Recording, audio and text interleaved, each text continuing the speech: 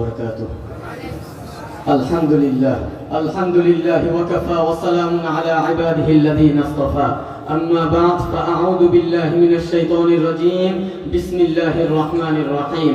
وكم أهلكنا قبلهم من قرن هم أشد منهم بطشا فنقبوا في البلاد هل من محيص. صدق الله العلي العظيم.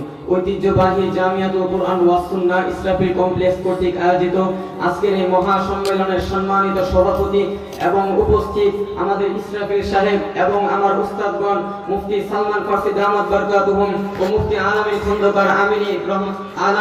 খন্দকার আমিনী সহ এমন অনেক উস্তাদ রয়েছে যাদের পায়ের ধুলার পরিমাণ হওয়ার যোগ্যতাও আমার হয়নি, এবং উপস্থিত বাংলার দূর দূরান্ত থেকে আগত তৌহিদি জনতা সকলকে আমার অন্তঃস্থল থেকে মুবারকবাদ। প্রিয় উপস্থিতি, আজকে আমি আপনাদের সম্মুখে যে বিষয়টি নিয়ে কথা বলবো সেটি হচ্ছে বাংলার জমিনে মুসলিম নিধনের মাস্টারমাইন্ড কে এবং কারা।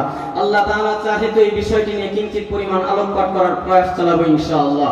মুহতারাম হাজিরিন, ইংরেজরা 1757 থেকে 1947 সাল পর্যন্ত দীর্ঘ 190 বছর শাসনের পরেও যখন এদেশের মানুষদের গোলামির জিঞ্জিরে আবদ্ধ করতে পারেনি, তখন তারা হিন্দুস্তানের মানচিত্র ভেঙে দুটি রাষ্ট্র আবিষ্কার করে। একটি হয় পাকিস্তান এবং আরেকটি থাকে হিন্দুস্তান। হিন্দুস্তান হয় দুটি অঞ্চল মিলিয়ে, একটি হয় পশ্চিম পাকিস্তান এবং আরেকটি হয় পূর্ব পাকিস্তান তথা আমাদের বাংলাদেশ। তো সময়ের সাথে সাথে পাকিস্তানিরা ধর্মীয় ভ্রাতৃত্ব ভুলে আমাদের সাথে প্রভুত্বের আচরণ করতে শুরু করে। এক পর্যায়ে বাধ্য হয়ে দেশের মানুষ অধিকার আদায় আন্দোলনে লিপ্ত হয়। আমরাই যথেষ্ট ছিলাম আমাদের অধিকার আদায়ের জন্য, আমরাই যথেষ্ট ছিলাম এই দেশ থেকে পাকিস্তানি বাহিনীদেরকে বিতাড়িত করবার জন্য। কিন্তু তখন পার্শ্ববর্তী দেশ বাংলাদেশের বন্ধু সেজে মুসলমানদের সার্বজনীন ক্ষতি করবার জন্য বাংলাদেশকে সাহায্য করার প্রতিশ্রুতি ব্যক্ত করে, আর এদেশের মানুষও তাদের সাহায্য গ্রহণ করে এবং এরই মধ্য দিয়ে বাংলাদেশকে ভারতের অখণ্ড ভূমি বানানোর সুদূর প্রসারী ষড়যন্ত্র বাস্তবমুখী হয়। মুহতারাম হাজিরিন, বঙ্গস্থানকে হিন্দুস্থানে পরিণত করার ষড়যন্ত্রে লোভের বশীভূত হয়ে ভারতীয় দালালির বায়াত গ্রহণ করে তৎকালীন সময়ের বড় একজন নেতা, যার হাত ধরে একের পর এক ভারতীয় কার্যক্রম চলতে থাকে বাংলার বুকে। একটি মুসলিম রাষ্ট্র হিন্দুয়ানি রাষ্ট্রে পরিণত করার ষড়যন্ত্রে লক্ষ্যবস্তু হয় বাংলাদেশের শিক্ষাঙ্গনগুলো। আপনারা গুগলে ঢাকা বিশ্ববিদ্যালয়ের লোগো সার্চ করলে দেখতে পাবেন সেখানে 4টি লোগো আসবে। একটি 1921 থেকে 1952 পর্যন্ত, যেটা ব্রিটিশ শাসনামলের লোগো। 2 নম্বর লোগো দেখতে পাবেন যেটা 1952 থেকে 72 পর্যন্ত, যেটা পাকিস্তান শাসনামলের লোগো।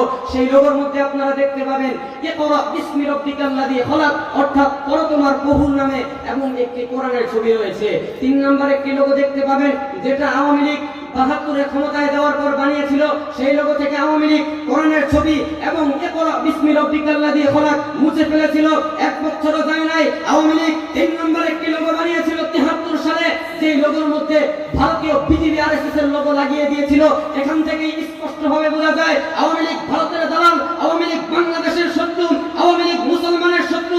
অথচ আওয়ামী লীগের 1949 সালের প্রতিষ্ঠাকালীন গঠনতন্ত্রে ইসলামী শাসন ব্যবস্থার কথা বলা হয়েছিল। 1954 সালে যুক্তফ্রন্টের 21 দফায় বলা হয়েছিল কোরআন সুন্নাহ বিরোধী কোনো আইন করা যাবে না। মেজর জিয়াউর রহমানের ডাকে মুক্তিযুদ্ধ শুরুর 2 দিন আগে আওয়ামী লীগের পক্ষ হতে ইয়াহিয়াকে যে খসড়া সংবিধান তুলে দেওয়া হয়েছিল সেখানেও স্পষ্ট ভাষায় লেখা ছিল কোরআন সুন্নাহ বিরোধী কোনো আইন করবে না আওয়ামী লীগ। অথচ আমরা আওয়ামী লীগের শাসনামলে দেখতে পাই ধর্মের অধিকার কাজে লাগিয়ে শ্বশুর বাড়ির লোকেরা দুর্গা পূজা করেছে, পুলিশ গিয়ে নিরাপত্তা দিয়েছে। ধর্মের অধিকার কাজে লাগিয়ে খ্রিস্টানরা নিজেদের আচার অনুষ্ঠান পালন করেছে, ধর্মের অধিকার কাজে লাগিয়ে ইয়াহুদীরা নিজেদের আচার অনুষ্ঠান পালন করেছে। একমাত্র দেশের মুসলমান যাদের ধর্মের অধিকার তাদেরকে আয়না ঘর পর্যন্ত নিয়ে গিয়েছিল। মুহতারাম হাজিরিন, পাকিস্তান স্বাধীন হওয়ার 50 বছরের মধ্যে তারা একটি সংবিধান ব্যবস্থা করতে পারে নাই, কিন্তু বাংলাদেশ স্বাধীন হওয়ার 1 বছরের মধ্যে কারা সংবিধান বানিয়ে দিল। এখান থেকে স্পষ্টভাবে বোঝা যায় যে ডাল মে কুছ কালা হ্যায়। তো এভাবে চলমান ষড়যন্ত্রের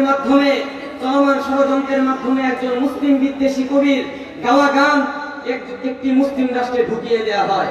অথচ এই রবীন্দ্রনাথ ঠাকুরকে মরহুম মতিউর রহমান শান্তিনগরে জিজ্ঞাসা করেছিলেন, আপনার লেখায় মুসলমান এবং তাদের নবীকে নিয়ে কোনো প্রশংসাসূচক বাক্য নেই কেন? রবীন্দ্রনাথ ঠাকুর বলেছিল রবীন্দ্রনাথ ঠাকুর বলেছিল, তোমাদের কোরআন পড়তে শুরু করেছিলাম, বেশি দূর পড়তে পারি নাই, কারণ তোমাদের রাসূলের জীবনী ভালো লাগে নাই। হিন্দু ব্রাহ্মণদের অত্যাচারে ভারতে যখন নিম্ন বর্ণের হিন্দুরা দলে দলে মুসলমান হচ্ছিল, তিনি তাদের বিরুদ্ধে যুদ্ধ ঘোষণা করেছিলেন। শুধু তাই নয়, বরং বাংলাদেশে যখন ঢাকা ইউনিভার্সিটি করা হয়, তিনি সেটা ঘোর বিরোধিতা করে বলেছেন যে চাষার ছেলেরা পড়াশোনা করলে চাষবাস করবে কে। এমন একজন মুসলিম বিদ্বেষী, এমন একজন বাংলা বিদ্বেষী কবি 1905 সালে গাওয়া একটি শিল্পী সঙ্গীত, মুসলমানদের রক্তে অর্জিত একটি দেশের জাতীয় সঙ্গীত দেয়া হয়, যে রাষ্ট্রের সন্তানেরা সূরা ফাতিহার মাধ্যমে পড়াশোনা শুরু করত, সেই রাষ্ট্র ব্যবস্থা থেকে সূরা ফাতিহাকে বাদ দিয়ে একটি শিল্পী সঙ্গীতকে ফরজের মতো গুরুত্ব দেয়া হয়। যে রাষ্ট্রের রাসূলের অবমাননাকারীদের বিচার হয় না, সে রাষ্ট্রে আপনারা জাতীয় সঙ্গীতের অবমাননাকারীদের বিচার করেন। স্পষ্ট ভাষায় বলতে চাই, এই ব্যবস্থা মুসলমানদের ব্যবস্থা হতে পারে না, মুসলমানদের ব্যবস্থা হতে পারে না। মুহতারাম হাজরিন, সর্বশেষ আমি বলতে চাই যে 2024-এর স্বাধীনতা হয়েছে কোনো বিজয় উদযাপনের জন্য নয়। 2024-এর স্বাধীনতা এসেছে বাংলাদেশকে সংস্কার করবার জন্য, নয়তো 1971-এর স্বাধীনতা যেমন মুসলমানদের রক্তের সাথে গাদ্দারি করেছিল, 2024-এর স্বাধীনতা মুসলমানদের রক্তের সাথে গাদ্দারি করবে। এই অর্থে বলতে চাই, এ বাংলাদেশ আর কোনদিনও ভারতের অঙ্গরাজ্য হবে না। ভারতীয় নিয়ম কানুন বাংলাদেশের উপর চাপা দেওয়া যাবে না। কট্টরপন্থী হিন্দুত্ববাদের আক্রমণ বাংলাদেশে হতে দেওয়া যাবে না। এ বাংলাদেশ আর কোনদিনও ভারতীয় দাদাবাবুদের সাথে স্বামী স্ত্রীর সম্পর্কের রাজনীতি করবে না। আজ আমরা দেখতে পাই বিভিন্ন বিবৃতিতে ভারত বলে যে তারা চট্টগ্রাম দখল করবে। আরে বেটা, আসাম আমার, পশ্চিমবঙ্গ আমার, ত্রিপুরা আমার, চট্টগ্রাম চাও, মাইয়া একটা গেছে যৌতুক চাও, মাইয়া বিয়া দিলে মাইয়া পলাই গেছে।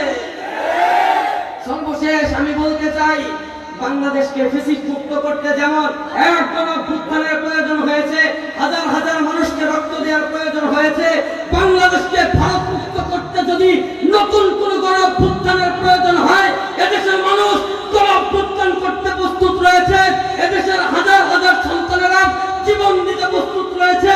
তবুও ভারতীয় গোলামীর জিঞ্জির এদেশের মানুষ বরদাস্ত করবে না, বরদাস্ত করবে না। সর্বশেষ বলতে চাই, আমাদের গাজওয়াতুল হিন্দের জন্য প্রস্তুত হতে হবে এবং দেশের একটি সচেতন নাগরিক হিসেবে দেশের একজন সচেতন নাগরিক হতে হবে। আমি বলে আমার বক্তব্য শেষ করছি। ওয়াকির দাওয়ানা আলহামদুলিল্লাহ। আসসালামু আলাইকুম।